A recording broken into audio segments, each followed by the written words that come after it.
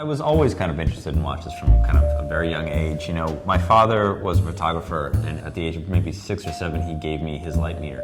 And I was just kind of fascinated by this thing with this giant gauge on the front of it. And then it really kind of took off when my grandfather, who I was very close with, was kind of a hero to me, gave me his personal watch, which was an Omega, which is actually this watch that I have. It's a Speedmaster. It's not, you know, incredibly expensive or valuable or anything like that, but it was his. I went the traditional route of, you know, undergraduate. I did computer science and finance, things like that. Worked for a consulting company, worked for UBS for a little while, and then I realized that it just wasn't where I wanted to be. So I started first writing about this watch, my grandfather's Omega, on Tumblr back in about 2008, sitting in my cubicle at UBS, and then it just kind of took off from there.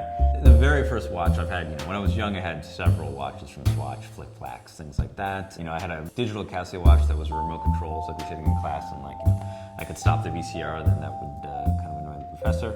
But, you know, the watch that really got me started was the Omega. And, you know, it was my grandfather's.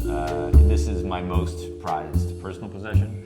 I have obviously many other watches at this point, most of which are more valuable, kind of more special in an objective sense. The Speedmaster is definitely the one that got me going. I think it goes back to what I said about how these things can be real talismans to a previous life, to a previous generation. I mean, again, my grandfather has now passed away. This is one of a few things that belong to him, and certainly the only thing that belonged to him that I can wear every single day and take with me everywhere I go. And I think that is what is so compelling about these things, is that there's nothing that is so lasting.